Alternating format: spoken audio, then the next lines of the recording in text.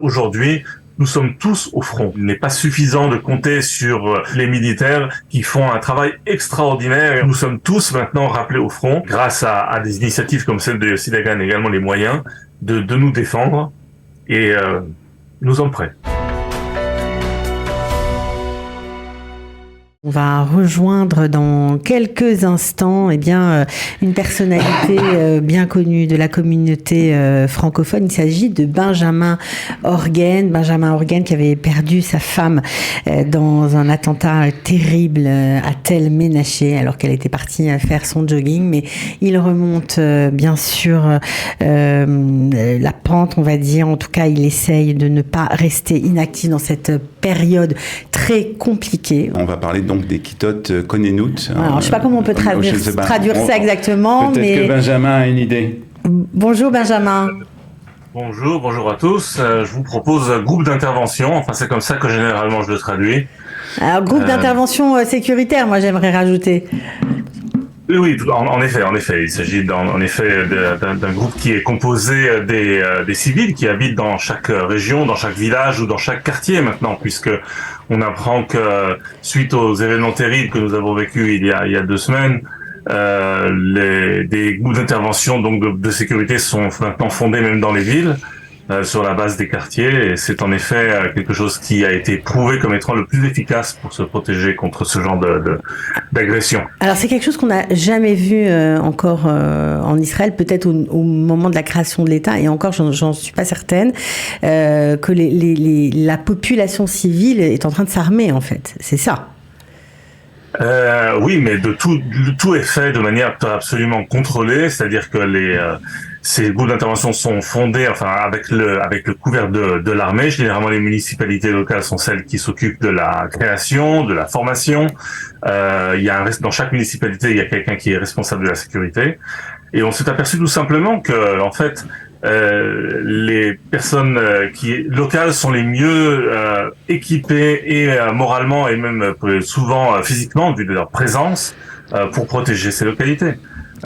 Ces groupes existent dans tous les villages de Judée-Samarie et dans certaines localités qui sont dans des zones, on va dire, à risque aux différentes frontières, dans le nord et dans le sud. Comme on a vu, par exemple, au kibbutz Nir Am, on a vu que c'est le groupe d'intervention locale qui a protégé le kibbutz et a pu sauver toute la population parce qu'ils étaient bien entraînés, bien équipés et bien, on va dire, menés par cette officier de sécurité, une fille exceptionnelle. Exceptionnelle. 25 ans qui a sauvé plus de 650 personnes, c'est impressionnant. Et c'est grâce à des unités comme la vôtre. Alors vous aviez déjà une unité à Tel Ménaché, puisque c'est votre localité, la localité où vous habitez. Vous aviez déjà une équipe sécuritaire. Nous avons une équipe, mais l'équipe est fondée, bien sûr, c'est une base de volontariat, et généralement ce sont des gens plus jeunes qui vont qui se présentent porte volontaire pour ce genre d'équipe. Mais ce qui se passe, c'est que depuis 2 semaines, toutes les personnes qui sont en âge, on va dire, qui sont aptes et qui servent au Milouim, ont été rappelées dans leurs unités. Et donc on a fait un rappel, on a ramené sur les drapeaux les vieux, les un peu plus anciens comme moi. On a encore de quoi donner et on a quand même une expérience assez riche. J'étais moi-même le commandant de ce groupe d'intervention il y a une quinzaine d'années. Donc maintenant, on nous rappelle un peu sous les drapeaux et on sommes très très contents et heureux et ça nous remplit aussi d'une caractère d'efficacité, de mission, de pouvoir donner de notre temps pour protéger les communautés. Alors, Benjamin, expliquez-nous comment ça se passe. C'est-à-dire, est-ce que vous suivez un entraînement et puis surtout, qui peut faire partie de ces groupes d'intervention ? Alors j'imagine qu'il y a des règles différentes dans chaque localité, mais généralement il est, dirais-je, préférable pour les personnes qui se portent volontaires d'avoir un background militaire, d'être déjà formé, on va dire, de par leur formation, de leur expérience propre. Et après ça, bien sûr, il faut être apte physiquement. Et après ça, on passe généralement d'une série d'entraînements, de formations spécifiques pour connaître les règles d'intervention et comment réagir à chaque situation. Je dois dire que depuis 2 semaines, à part le fait que les groupes qui existaient déjà sont encore plus ou moins actifs, mais on a regroupé encore d'autres personnes autour, donc qui n'ont pas suivi forcément des entraînements récemment. Mais de toute façon, la situation auquel on fait face aujourd'hui sont d'un scénario qui est radicalement différent de ce qu'on pensait auparavant. On a réorganisé et depuis 2 semaines organisé des entraînements, des exercices avec le nouvel personnel et avec la nouvelle situation. Ici à Tabernaché par exemple, on a eu quelques soldats qui sont venus prêter main forte, mais on a établi des postes de garde et il y a des patrouilles qui sont faites jour et nuit. Maintenant que les écoles rouvrent, nous protégeons également les écoles et les écoles maternelles. Donc, et c'est pour beaucoup sur la base du volontariat. Donc, certains ont réussi à être, on va dire, rappelés sous les drapeaux officiellement et donc seront couverts par le Bitoire Leumi. Mais pour la plupart, c'est du volontariat pur et simple, chacun donnant de son temps pour pouvoir nous aider à protéger nos communautés. Ben c'est tout à votre honneur. Alors, vous avez parlé de l'armée. Est-ce que l'armée vous aide d'un point de vue logistique ? Je sais que vous avez de nouvelles armes. Enfin, les choses sont vraiment, on va dire, ont été renouvelées à tous les niveaux. Est-ce que l'armée est avec vous ? Alors l'armée est avec nous d'abord comme étant la responsable sécuritaire de toute la région bien évidemment, et il y a des unités, des bataillons de Milouim qui sont ici autour, mais pour la protection du village lui-même, je dirais intramuros, c'est en fait la Kitas Kononut, le groupe d'intervention qui en a la responsabilité. Du point de vue de la logistique, la plupart ceux qui sont un membre originaux, on va dire, du groupe d'intervention ont été équipés par l'armée, mais comme c'est une machine qui est lourde à embrayer, dans le Shomron, le maire de la région du Shomron, Yossi Dagan, a pris l'initiative d'acquérir 300 fusils d'assaut de très haute qualité, faits en Israël d'ailleurs, je dois dire, et de manière totalement coordonnée avec le ministère de la Défense et le ministère de l'Intérieur et de la Sécurité intérieure, distribuer ces armes dans les différents groupes d'intervention, dans tous les villages, pour compléter, rajouter et être certain qu'on ait une force suffisante pour répondre au cas où on espère qu'on n'aurait jamais à faire face à cette situation, mais au cas où nous aurions à faire face à une horde, dirais-je, de terroristes qui viennent s'attaquer à un village d'une manière coordonnée, il faut que nous ayons une puissance de feu suffisante pour pouvoir les stopper et empêcher qu'on voit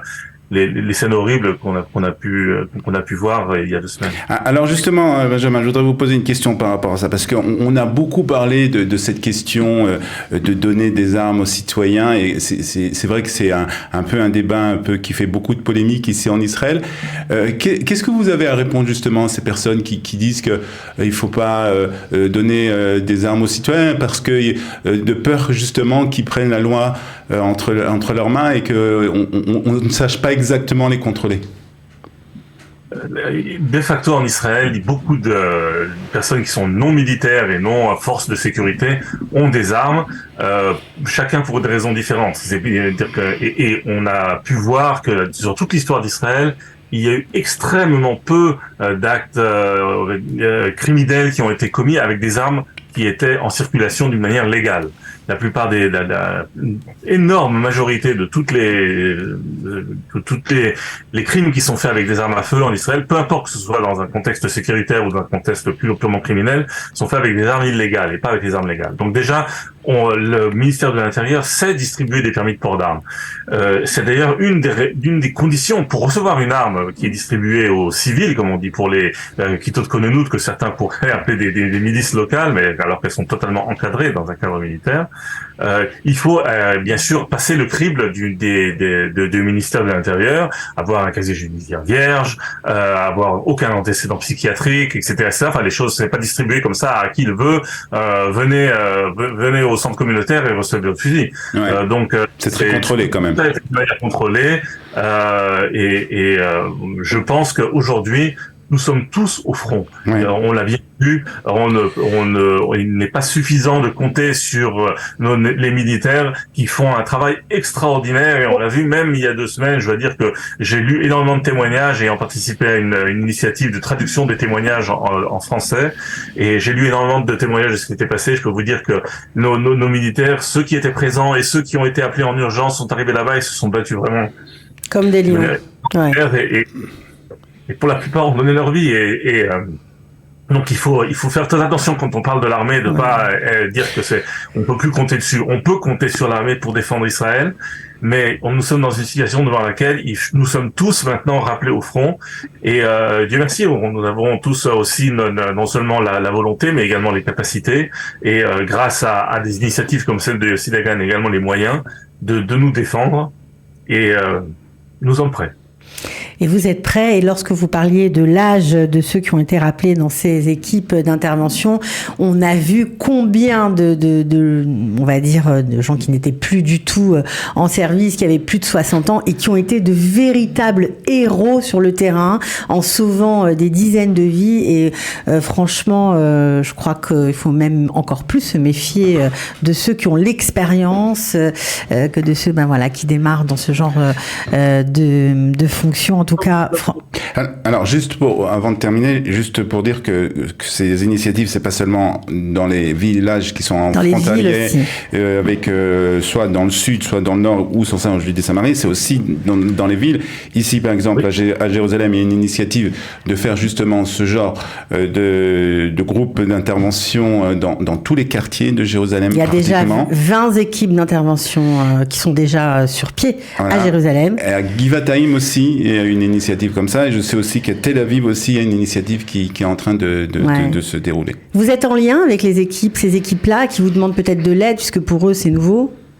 Alors, personne n'a fait appel à moi personnellement, mais de toute façon, tout ça c'est organisé à l'armée. Il y a une unité spécifique dans chaque division qui s'appelle Hagana Merchavit et qui sont responsables de l'interface, de la formation, de l'équipement. Et je suis certain que toutes ces nouvelles initiatives dont on a entendu parler maintenant, et j'ai entendu dire qu'il y a plus de 500 groupes d'intervention qui avaient été créés dans les 2 dernières semaines dans tout Israël. Forcément, ils bénéficient de cette expérience que nous avons acquis, et nous-mêmes nous bénéficions d'expériences des gens qui sont venus avant nous et qui ont eu à faire face à ces situations. Et je pense que c'est très important de faire passer ce savoir-faire, parce que c'est un savoir-faire spécial de pouvoir protéger une ville ou un village avec des groupes de civils. Et c'est tout à votre honneur, en tout cas, Benjamin. Vraiment, merci d'abord de nous avoir parlé, de nous avoir envoyé des images, et puis on vous souhaite le meilleur. On est sûr que avec vous et toute votre équipe, votre village sera bien gardé.